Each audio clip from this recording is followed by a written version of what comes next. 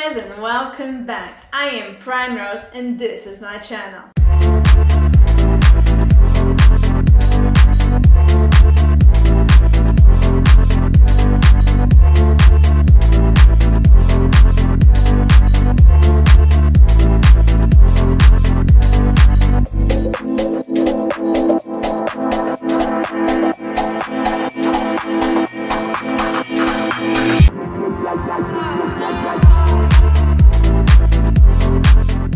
So remember a few videos ago that I told you that I went to Porto Santo and it was so windy?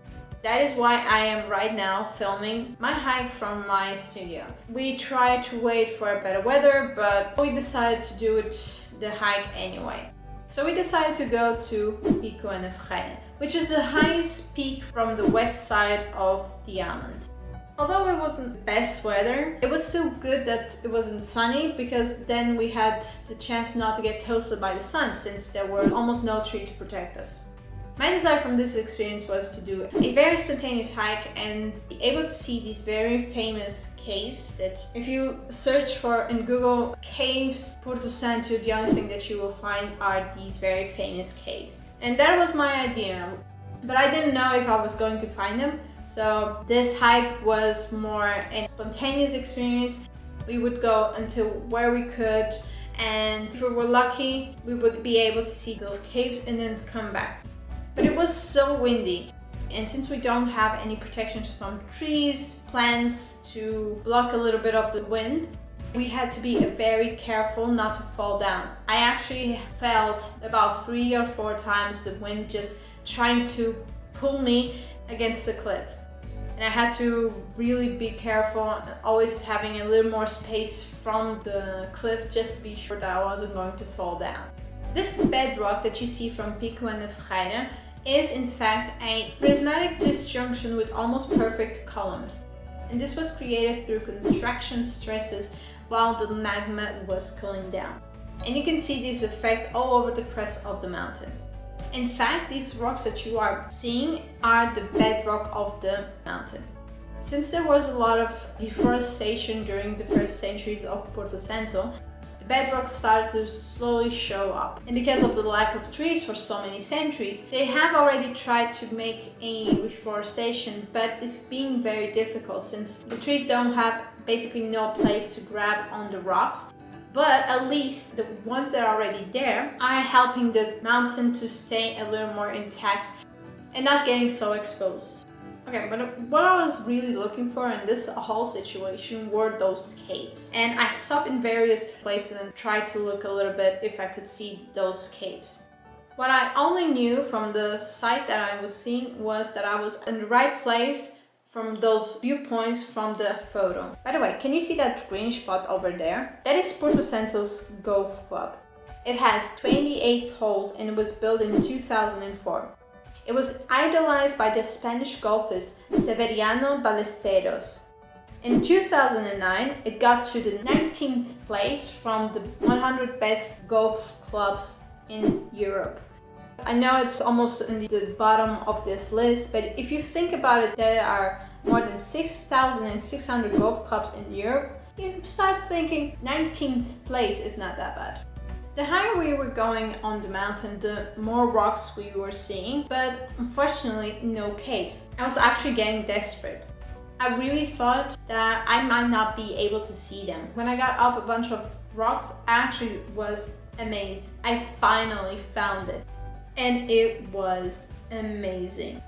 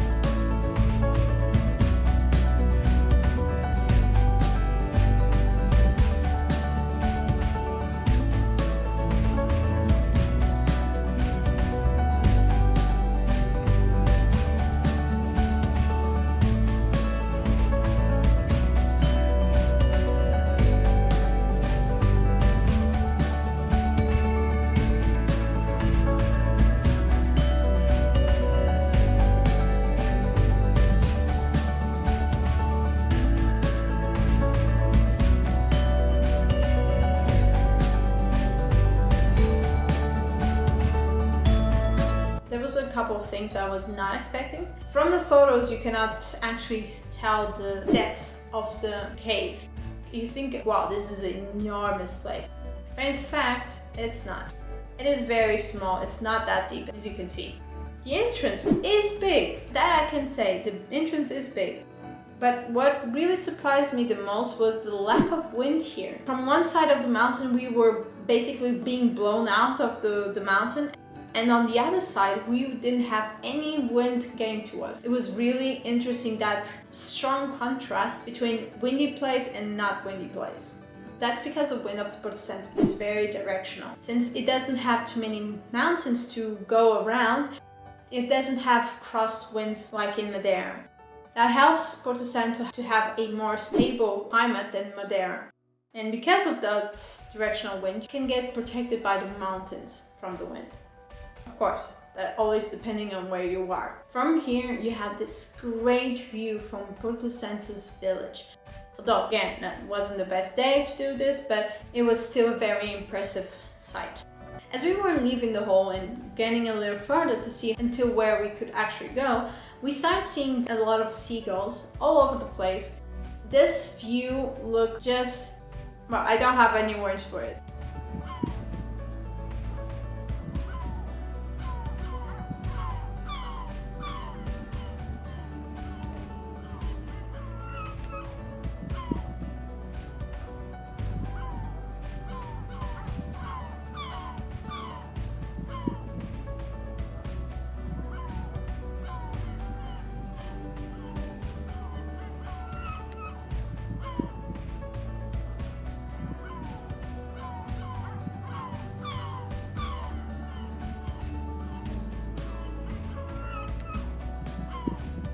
It looked like the seagulls were dancing along the wind breeze, but our hike was not over.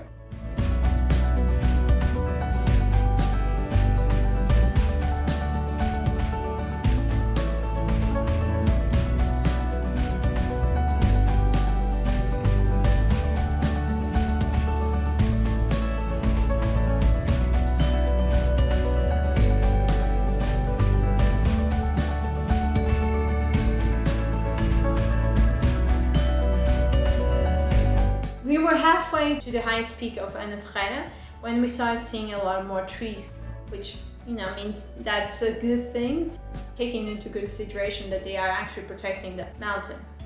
This takes me back to when I was talking about a few videos ago about the reforestation that happened in the 80s. In fact, it didn't happen only in the 80s, it actually happened a little further.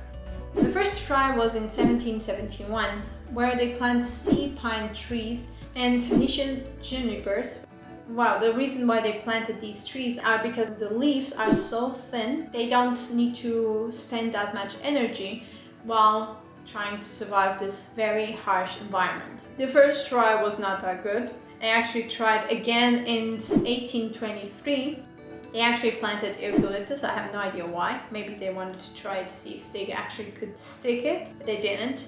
The eucalyptus need a lot of water, and Porto Santo is too dry for them to survive, which in a way is a good thing, since they don't have to deal with so many infested trees like here in Madeira, where a eucalyptus grows, the whole forest starts to die. You can only see eucalyptus on that area. If one grows, more of them will grow and they will destroy that soil for the actual trees that belong to Madeira. They planted about 20,000 eucalyptus, mimosas, and again the sea pine trees. They actually maintained this reforestation battle around the island for another century. So during our hike, we got to a point where we thought this was going to be really hard. So we decided to go back, but instead of going back through the way we went, we tried to go on the other side of the mountain. That is because we wanted to be a little more protected from the wind. Well, from what we saw from the north side of the mountain, we thought we could go back through the south side of the mountain. And boy, were we wrong. So we crossed back, got pulled again by the wind, and came back. Until we finally got to the base of the mountain, where we could see a dirt world going all around the mountain. And on our way back, we found a lot of branches just laying around, and we decided to give one of them to our puppy.